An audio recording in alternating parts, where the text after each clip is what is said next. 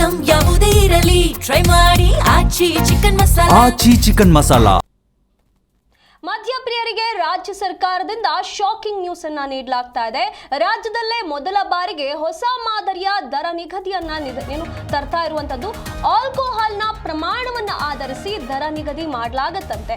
ಇಲ್ಲಿ ಅಗ್ಗದ ಮದ್ಯದ ಬೆಲೆ ಈಗ ಏರಿಕೆ ಆಗಲಿದೆ ಅನ್ನುವಂತ ಮಾಹಿತಿ ಸಿಗ್ತಾ ಇದೆ. ಕರಡು ಅಧಿಸೂಚನೆಯನ್ನ ಈಗ ಸರ್ಕಾರ ಹೊರಡಿಸಿದೆ. ಯುರೋಪ್ನಲ್ಲಿ ಈ ಒಂದು ಮಾದರಿಯ ದರ ಚಾಲ್ತಿಯಲ್ಲಿ ಇದೆ. ಈಗ ಕರ್ನಾಟಕದ ಅಬಕಾರಿ ಕಾಯ್ದೆಯ ಅಡಿ ಈ ಒಂದು ಅಧಿಸೂಚನೆಯನ್ನ ಪ್ರಕಟ ಮಾಡಲಾಗ್ತಾ ಇದೆ. ದೇಶದಲ್ಲೇ ಇದು ಮೊದಲ ಬಾರಿಗೆ ನಮ್ಮ ರಾಜ್ಯದಲ್ಲಿ ಆಗ್ತಾ ಇರುವಂತದ್ದು. ಮದ್ಯದಲ್ಲಿನ ಆಲ್ಕೋಹಾಲ್ನ ಪ್ರಮಾಣ ಎಷ್ಟು % ಆಲ್ಕೋಹಾಲ್ ಇದೆ ಅನ್ನೋದನ್ನ ಆಧರಿಸಿ ಇನ್ಮೇಲೆ ದರ ನಿಗದಿ ಮಾಡಲಾಗುತ್ತಂತೆ. ಹಾಗಾಗಿ ತುಂಬಾ ಚೀಪ್ ಆಗಿ ಅಗ್ಗ ಬೆಲೆಯಲ್ಲಿ ಸಿಗ್ತಾ ಇದ್ದಂತ ದರದ ಬೆಲೆ ಏನು ಅಗ್ಗವಾಗಿ ಸಿಗ್ತಿದ್ದಂತ ಮದ್ಯದ ಬೆಲೆ ಏನಿತ್ತು ಅದರ ದರ ಏರಿಕೆ ಆಗುತ್ತೆ ಅನ್ನುವಂತ ಮಾಹಿತಿ ಬರ್ತಾ ಇದೆ. ಇದು ದೇಶದಲ್ಲಿ ಮೊದಲ ಬಾರಿಗೆ ನಮ್ಮ ರಾಜ್ಯದಲ್ಲಿ ಆಗ್ತಾ ಇರುವಂತದ್ದು. ಆಲ್ಕೋಹಾಲ್ನ ಪ್ರಮಾಣವನ್ನ ಆಧರಿಸಿ ಸುಂಕವನ್ನ ವಿಧಿಸುವಂತ ನೂತನ ಪದ್ಧತಿಯನ್ನ ತರೋದಕ್ಕೆ ನಿರ್ಧಾರ ಮಾಡಲಾಗಿದೆ. ರಾಜ್ಯ ಸರ್ಕಾರ ಕರಡು ಅಧಿಸೂಚನೆಯನ್ನ ಈಗಾಗಲೇ ಹೊರಡಿಸಿದೆ. ಇದನ್ನ ಜಾರಿಗೊಳಿಸಬೇಕು ಅಂತ ಹೇಳಲಾಗಿದೆ. ಆಸ್ಟ್ರೇಲಿಯಾ, ಯುರೋಪ್ನಲ್ಲಿ ಈ ಒಂದು ಆಲ್ಕೋಹಾಲ್ ಬಿವರೇಜ್ ವ್ಯವಸ್ಥೆಯನ್ನ ಜಾಗತಿಕವಾಗಿ ಇದು ಆಸ್ಟ್ರೇಲಿಯಾ ಮತ್ತೆ ಯುರೋಪ್ನಲ್ಲಿ ಇದ್ದಂಥದ್ದು. ಆದ್ರೆ ಈಗ ಇದನ್ನ ನಮ್ಮ ರಾಜ್ಯದಲ್ಲೂ ಕೂಡ ಅಳವಡಿಸಲಾಗ್ತಾ ಇದೆ. ಇದನ್ನ ಗೋಲ್ಡ್ ಸ್ಟ್ಯಾಂಡರ್ಡ್ ಅಂತ ಹೇಳಿ ಪರಿಗಣಿಸಲಾಗ್ತಾ ಇದೆ. ಇದರಿಂದಾಗಿ ಮದ್ಯಪ್ರಿಯರಿಗೆ ದೊಡ್ಡ ಮಟ್ಟದಲ್ಲಿ ಶಾಕ್ ಆಗಲಿದೆ. ಈಗ ದರ ಏರಿಕೆ ಆಗತ್ತೆ ಎಲ್ಲದರಲ್ಲೂ ಕೂಡ ಮದ್ಯದಲ್ಲಿ. ಹಾಗಾಗಿ ಇದರಿಂದ ಮದ್ಯಪ್ರಿಯರಿಗೆ ತುಂಬಾ ಸಮಸ್ಯೆಗಳಾಗತ್ತೆ. ಆಲ್ಕೋಹಾಲ್ನ ಪ್ರಮಾಣವನ್ನ ಆಧರಿಸಿ ಅಂತಂದ್ರೆ ತುಂಬಾ ಮಟ್ಟದಲ್ಲಿ ದರ ಏರಿಕೆ ಆಗುವಂತ ಸಾಧ್ಯತೆ ಇದೆ.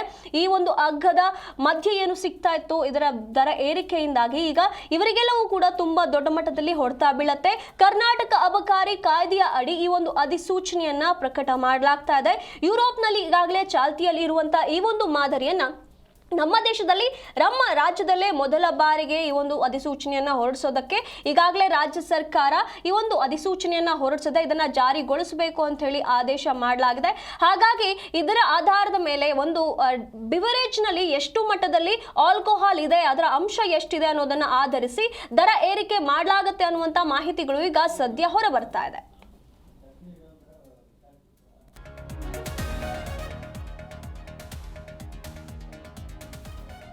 ನಮ್ಮ ದೇಶದಲ್ಲಿ ಇದೇ ಮೊದಲ ಬಾರಿಗೆ ಇಂಥದ್ದೊಂದು ನಿರ್ಧಾರ ತೆಗೆದುಕೊಳ್ಳಲಾಗ್ತಾ ಇರುವಂಥದ್ದು. ಮಧ್ಯದಲ್ಲಿ ಇರುವಂತಹ ಆಲ್ಕೋಹಾಲ್ನ ಪ್ರಮಾಣವೇನಿದೆ ಅದನ್ನ ಆಧರಿಸಿ ದರ ನಿಗದಿ ಮಾಡಲಾಗುತ್ತೆ ಅಂತ ಹೇಳಲಾಗ್ತಾ ಇದೆ. ಈಗ ಎಲ್ಲ ಕಡೆ ಎಲ್ಲದರ ಬೆಲೆ ಏರಿಕೆ ಆಗ್ತಾ ಇದೆ ಅಂತ ಹೇಳಿ ಜನ ಸಮಸ್ಯೆಯಲ್ಲಿ ಇದ್ರು. ಆದ್ರೆ ಈಗ ಆಲ್ಕೋಹಾಲ್ಗೂ ಇಂಥ ಒಂದು ಕುತ್ತು ಬಂತು. ಈ ಒಂದು ಹೊಸ ಅಧಿಸೂಚನೆಯನ್ನ ರಾಜ್ಯ ಸರ್ಕಾರ ಹೊರಡಿಸ್ತಾ ಇರೋದ್ರಿಂದ ಮದ್ಯಪ್ರಿಯರಿಗೆ ಇದರಿಂದ ಭಾರಿ ಹೊಡೆತ ಬೀಳಲಿದೆ. ಇದರ ಬಗ್ಗೆ ಹೆಚ್ಚಿನ ಮಾಹಿತಿಯನ್ನು ನಮ್ಮ ಪ್ರತಿನಿಧಿ ಪ್ರಸನ್ನ ದೇವನೂರು ನೀಡುತ್ತಾ ಹೋಗ್ತಾರೆ. ಪ್ರಸನ್ನ, ಈಗ ಮದ್ಯಪ್ರಿಯರಿಗೆ ಕರ್ನಾಟಕ ಸರ್ಕಾರದಿಂದ ಶಾಕಿಂಗ್ ನ್ಯೂಸ್ ಅನ್ನ ನೀಡಲಾಗ್ತಾ ಇದೆ. ರಾಜ್ಯದಲ್ಲಿ ಈಗ ಹೊಸ ಮಾದರಿಯನ್ನ ಜಾರಿಗೆ ತರಲಾಗ್ತಾ ಇದೆ ಅನ್ನುವಂತ ಮಾಹಿತಿ ಇದೆ. ಹಾಗಾದ್ರೆ ಯಾವ ರೀತಿಯಾಗಿ ಈ ದರ ನಿಗದಿ ಇರಲಿದೆ? ಮುಖ್ಯವಾಗಿ ಏನಂತಂದ್ರೆ ಈಗಾಗಲೇ ದರದ ಹೆಚ್ಚಳ ಏನಿದೆ, ಈಗಾಗಲೇ ಗರಿಷ್ಠ ಮಟ್ಟದ ದರ ಏರಿಕೆ ಆಗಿರುವಂತದ್ದು. ಆ ಹಿನ್ನೆಲೆಯಲ್ಲಿ ಆದಾಯವನ್ನ ಹೆಚ್ಚಳ ಮಾಡ್ಕೊಳ್ಳಿಕ್ಕೆ ಯೋಚನೆ ಮಾಡ್ತಿರುವಂತ ಅಬಕಾರಿ ಇಲಾಖೆ ಒಂದು ಮಾಸ್ಟರ್ ಪ್ಲಾನ್ ಅನ್ನ ಮಾಡಿರುವಂತದ್ದು. ಅದಕ್ಕೆ ಸಂಬಂಧಪಟ್ಟಂತೆ ಈಗ ಏನು ಕರಡು ಅಧಿಸೂಚನೆ ಹೊರಡಿಸಲಾಗಿದೆ, ಇದಕ್ಕೆ ಸಂಬಂಧಪಟ್ಟಂತೆ ಸಾರ್ವಜನಿಕರ ಒಂದು ಆಕ್ಷೇಪಗಳಿಗೆ 7 ದಿನಗಳ ಅವಕಾಶವನ್ನು ಕೊಟ್ಟಿದ್ದಾರೆ. ಆ 7 ದಿನಗಳಲ್ಲಿ ಏನು ಆಕ್ಷೇಪಗಳು ಬರ್ತಾವ ನೋಡಿ ತದನಂತರ ಈ ಕರಡು ಅಧಿಸೂಚನೆಯನ್ನ ಫೈನಲ್ ಮಾಡ್ಬಿಡ್ತಾರೆ. ಅಂದ್ರೆ ಈ ಪಟ್ಟಿ ಫೈನಲ್ ಆಗ್ಬಿಡುತ್ತೆ. ನಾವೇನ್ ಹೇಳ್ತಿದೀವಲ್ಲ ಆ ಪಟ್ಟಿ. ಇಲ್ಲಿ ಮುಖ್ಯವಾಗಿ ಏನಂತಂದ್ರೆ ಇದರಲ್ಲಿ 3 ಮುಖ್ಯವಾದ ಅಂಶಗಳು ನನ್ನ ಗಮನಿಸಬೇಕಾಗ್ತದೆ. ಯಾಕಂದ್ರೆ ಮದ್ಯದಲ್ಲಿ ಏನು ಕಡಿಮೆ ರೇಟಿನ ಮದ್ಯಗಳಿದೆಯಲ್ಲ ಅದು 80% ಮಾರ್ಕೆಟ್ ಅನ್ನ ಕ್ಯಾಪ್ಚರ್ ಮಾಡ್ಕೊಂಡು ಶೇಕಡ ಇನ್ನು ಉಳಿದಿದ್ದಂತಹ ಶೇಕಡ 10% ಮದ್ಯ ಇರ್ತದೆ, ಅದನ್ನ ದುಬಾರಿ ಮದ್ಯಗಳನ್ನ ಮಾರಾಟ ಕಮ್ಮಿ ಇತ್ತು. ಆ ಹಿನ್ನೆಲೆಯಲ್ಲಿ ಈಗ ಈ ಒಂದು ಮುಖ್ಯವಾದ ಉದ್ದೇಶ ಏನಂತಂದ್ರೆ ಈ ದುಬಾರಿ ಮದ್ಯಗಳಿದೆಯಲ್ಲ ಇವುಗಳನ್ನ ಹೆಚ್ಚು ಸೇಲ್ ಆಗೋ ರೀತಿಯಲ್ಲಿ ಪ್ಲಾನ್ ಅನ್ನ ಮಾಡ್ತಾ ಇರುವಂತದ್ದು. ಇದಕ್ಕೆ ಸಂಬಂಧಪಟ್ಟಂತೆ ಯಾವ ಮದ್ಯದಲ್ಲಿ ಎಷ್ಟೆಷ್ಟು ಆಲ್ಕೋಹಾಲ್ ಪ್ರಮಾಣ ಇದೆ ಅದಕ್ಕೆ ಸಂಬಂಧಪಟ್ಟಂತೆ ರೇಟ್ ಅನ್ನ ಫಿಕ್ಸ್ ಮಾಡುವಂತದ್ದು. ಇದಕ್ಕೆ ಈಗ ಇದನ್ನು ಗಮನಿಸಿದ ಸಂದರ್ಭದಲ್ಲಿ ಈಗ ಸ್ಲ್ಯಾಬ್ಗಳಿದೆಯಲ್ಲ ಒಟ್ಟು 16 ಸ್ಲ್ಯಾಬ್ಗಳಿದೆ. 16 ಸ್ಲ್ಯಾಬ್ಗಳಲ್ಲಿ ಬೆಲೆಗಳನ್ನು ನಿಗದಿ ಮಾಡಲಾಗ್ತಾ ಇತ್ತು. ಆದ್ರೆ ಇನ್ನು ಮುಂದೆ ಅದನ್ನ 8 ಸ್ಲ್ಯಾಬ್ಗಳಿಗೆ ಇಳಿಕೆ ಮಾಡಿ ಜೊತೆಗೆ ಈ ಒಂದು ಮದ್ಯದ ಒಂದು ಬೆಲೆಯನ್ನ ನಿಗದಿ ಮಾಡುವ ಅಧಿಕಾರವನ್ನು ಕೂಡ ಕಂಪನಿಗಳಿಗೆ ಮದ್ಯ ತಯಾರಿಕಾ ಕಂಪನಿಗಳಿಗೆ ಕೊಡ್ಲಿಕ್ಕೆ ಸರ್ಕಾರ ಹೊರಟಿರುವಂತದ್ದು. ಇದಕ್ಕೆ ಸಂಬಂಧಪಟ್ಟಂತೆ ಕಳೆದ ವರ್ಷ 180 ml ಮದ್ಯ ಅದ್ ಬೆಲೆ 80ರಿಂದ 95 ರೂಪಾಯಿ ಏರಿಕೆ ಆಗಿದ್ರೆ ಈಗ ಹೊಸ ತೆರಿಗೆ ಇದು ಜಾರಿಗೆ ಬರ್ತದೆ. ಈಗ ಮದ್ಯದ ಪ್ರಮಾಣ ಆಲ್ಕೋಹಾಲ್ ಎಷ್ಟು ಪ್ರಮಾಣ ಇರುತ್ತೆ ಅದ್ರ ಮೇಲ್ಗಡೆ ರೇಟ್ ಫಿಕ್ಸ್ ಆಗುತ್ತೆ. ಅದ್ರ ಪ್ರಕಾರ 105ರಿಂದ 110 ರೂಪಾಯಿವರೆಗೂ ಏರಿಕೆ ಆಗುತ್ತೆ ಅನ್ನುವಂತ ಮಾಹಿತಿ ಲಭ್ಯ ಆಗಿರುವಂತದ್ದು. ಇದರಲ್ಲಿ ಪ್ರಮುಖವಾಗಿ ಏನಂತಂದ್ರೆ ಕಡಿಮೆ ದರದ ಮದ್ಯದಲ್ಲಿ ಆಲ್ಕೋಹಾಲ್ ಪ್ರಮಾಣ ಬಂದು 42.8% ಇರುತ್ತೆ. ಆದ್ರೆ ಈಗ ಹೆಚ್ಚಿನ ಒಂದು ಆಲ್ಕೋಹಾಲ್ ಪ್ರಮಾಣ ಇರುವಂತ ಏನು ಮದ್ಯಗಳ ಮಾರ ಇದೆ ಅದು ಹೆಚ್ಚು ಮಾರಾಟ ಆದಲ್ಲಿ ಇವರಿಗೆ ಹೆಚ್ಚಿನ ಲಾಭ ಬರುತ್ತೆ. ಈ ಹಿನ್ನೆಲೆಯಲ್ಲಿ ಮದ್ಯ ಮಾರಾಟ ಮದ್ಯದ ದರವನ್ನ ನಿಗದಿ ಮಾಡುವಂತಹ ಒಂದು ಅಧಿಕಾರವನ್ನ ಇನ್ನು ಮುಂದೆ ಏನು ಮದ್ಯದ ಕಂಪನಿಗಳು ತಯಾರ ಕಂಪನಿಗಳು ಕೊಟ್ಟ ಸಂದರ್ಭದಲ್ಲಿ ತಮ್ಮ ಒಂದು ಕಂಪನಿಯ ಮದ್ಯ ಮಾರಾಟ ಆಗ್ಬೇಕು ಅಂತ ಪರಸ್ಪರ ಪೈಪೋಟಿ ಉಂಟಾಗಿ ಅದು ಕಡಿಮೆ ರೇಟಿಗೆ ಸಿಗುತ್ತೆ. ಆ ಸಂದರ್ಭದಲ್ಲಿ ಏನು ದುಬಾರಿ ಮದ್ಯಗಳಿದೆ ಅವು ಹೆಚ್ಚು ಮಾರಾಟ ಆಗುತ್ತೆ ಮತ್ತು ಆದಾಯ ಹೆಚ್ಚಿನ ಪ್ರಮಾಣದಲ್ಲಿ ಮದ್ಯ ಏನು ಅಬಕಾರಿ ಇಲಾಖೆಗೆ ಬರುತ್ತೆ ಅನ್ನುವಂತ ನಿರೀಕ್ಷೆಗಳು. ಅದಕ್ಕೆ ಸಂಬಂಧಪಟ್ಟಂತೆ ಈಗ ಏನು ಕರಡು ನಾವು ತೋರಿಸ್ತಾ ಇದೀವಲ್ಲ, ಇದು ಎಕ್ಸ್ಕ್ಲೂಸಿವ್ ಡಾಕ್ಯುಮೆಂಟ್. ಇದರಲ್ಲಿ ಈ ಒಂದು ಕರಡಿನಲ್ಲಿ ಬಹಳ ಸ್ಪಷ್ಟವಾಗಿ ಹೇಳಿರುವಂತದ್ದು ಯಾವ್ಯಾವ್ದು ಎಷ್ಟೆಷ್ಟು ಜಾಸ್ತಿ ಆಗುತ್ತೆ ಅಂತ. ಅದ್ರಲ್ಲೂ ಕೂಡ 1 ರಿಂದ 4ನೇ ಸ್ಲಾಬ್ ಅಲ್ಲಿ ಇರುವಂತ ಮದ್ಯ ಇದೆಯಲ್ಲ ಅದು ಹೆಚ್ಚು ಮಾರಾಟ ಆಗುತ್ತೆ, 80% ಮದ್ಯ ಮಾರಾಟ ಆಗುತ್ತೆ. ಈ ಹಿನ್ನೆಲೆಯಲ್ಲಿ ಏನು ಈಗ ಮದ್ಯ ತಯಾರಿಕಾ ಕಂಪನಿಗಳಿದೆ ಅವುಗಳೇ ಇನ್ನು ಮುಂದೆ ಏನು ರೇಟ್ ಅನ್ನ ಫಿಕ್ಸ್ ಮಾಡುವಂತ ಅಧಿಕಾರ ಈ ಒಂದು ಅಧಿಸೂಚನೆಯಿಂದ ಸಿಗುತ್ತೆ. ಧನ್ಯವಾದಗಳು ಪ್ರಸನ್ನ ನಿಮ್ಮೆಲ್ಲ ಮಾಹಿತಿಗಾಗಿ.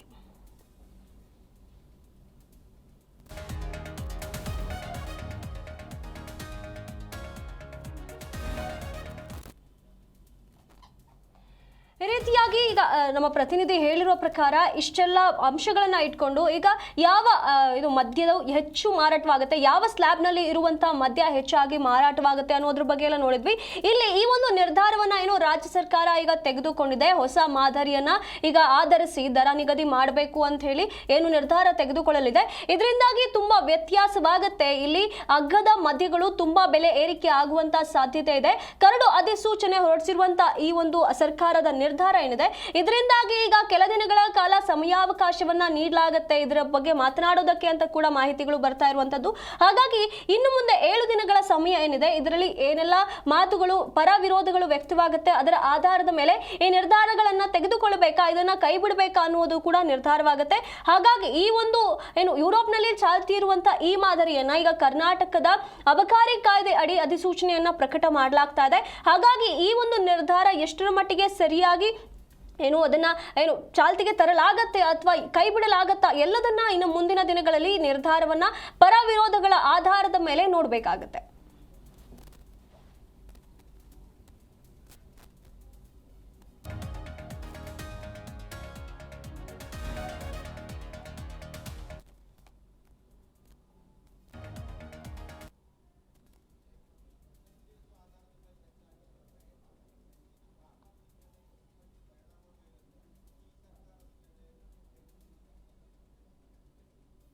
ಇದರ ಬಗ್ಗೆ ಮಾತನಾಡೋದಕ್ಕೆ ಮದ್ಯ ಮಾರಾಟಗಾರರ ಸಂಘದ ಅಧ್ಯಕ್ಷರಾಗಿರುವಂತ ಕರುಣಾಕರ್ ಹೆಗಡೆ ಅವರು ಇದ್ದಾರೆ.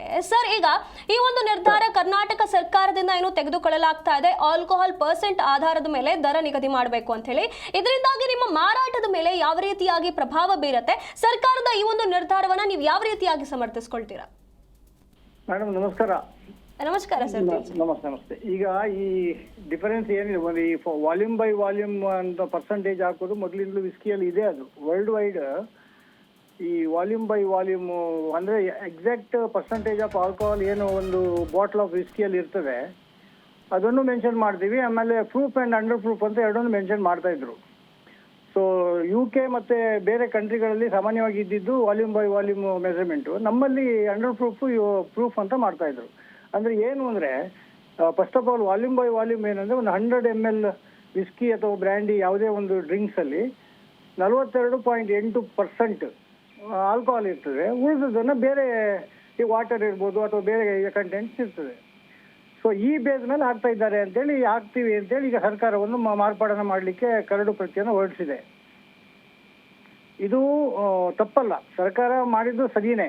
ಬಟ್ ಇದರಲ್ಲಿ ಏನಾಗ್ತದೆ ಅಂತ ಹೇಳಿದ್ರೆ, ಸಾಮಾನ್ಯವಾಗಿ ನಮ್ಮಲ್ಲಿ ಇಂಡಿಯನ್ ವಿಸ್ಕಿಗಳಲ್ಲಿ ಎಲ್ಲ 42% ವಾಲ್ಯೂಮ್ ಬೈ ವಾಲ್ಯೂಮ್ ವಿಸ್ಕಿಗಳೇ ಜಾಸ್ತಿ ಇದ್ದಾವೆ.